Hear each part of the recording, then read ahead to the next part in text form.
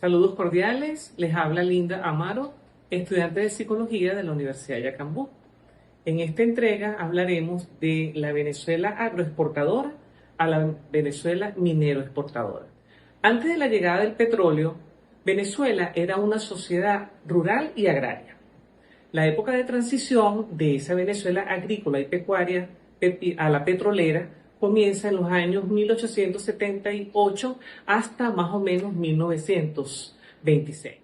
La economía venezolana se centró en los puertos. Los ingresos del país estaban determinados por las establecidas en los puertos más importantes del país: La Guaira, Puerto Cabello y Maracaibo, centros además económicos más importantes. La inversión era en la producción agrícola.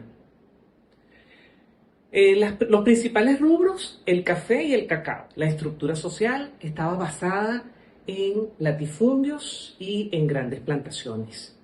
La economía vulnerable porque dependía de los precios internacionales de estos productos agrícolas. Y los centros económicos del país gestionaban los flujos comerciales internacionales. El paso de la Guerra Federal trajo la expansión del modelo agroexportador, producción de café y tributos de aduana portuaria en el centro, eran los centros de la economía nacional.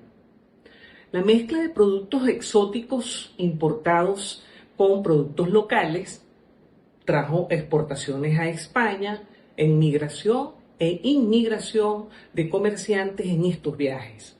Llegaron los barcos a vapor y con ellos la interconexión con localidades costeras nacionales e internacionales. Las exportaciones agrícolas más la tecnología le dio provecho a la fertilidad del suelo.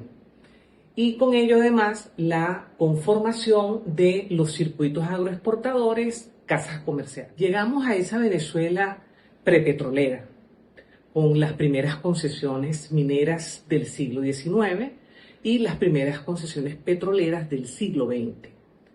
Factores claves de la transición: se consolidó en las primeras décadas del siglo XX. Hitos de la exportación y de la explotación: el inicio formal con el Pozo Sumaque I en 1914, el reventón del Pozo Barroso II en 1922 y en el año 1926 el valor de las exportaciones del petróleo superó a las del café. Oficialmente pasa a ser Venezuela el país monoexportador de petróleo. La inversión extranjera no se hizo esperar y llegaron compañías transnacionales desde los Estados Unidos y Inglaterra también. Eso aceleró la modernización tecnológica y la modernización del país. Pero su presidente, Cipriano Castro, sentó las bases legales para que el Estado venezolano controlara sus recursos. La reforma legislativa en 1904 y el Código de Minas, la centralización del poder del otorgamiento y administración de las concesiones de hidrocarburos. Pero también llegó la deuda externa. Consecuencias sociales y ambientales aún las percibimos: crecimiento desmedido del sector minero, desplazamiento de las poblaciones agrícolas hacia zonas mineras y la minería informal, la degradación ambiental, la afectación de los ecosistemas y de nuestros acuíferos. Desafíos, muchos, entre ellos el equilibrio entre el desarrollo minero y la sostenibilidad ambiental. La nueva economía microexportadora y mineroexportadora nos llevó a un proceso de transformación: el éxodo campesino, el estado rentista, el abandono del agro, el desplazamiento de la agricultura por el petróleo y la modernización de la infraestructura del país. Les dejo estos dos cuadros resúmenes.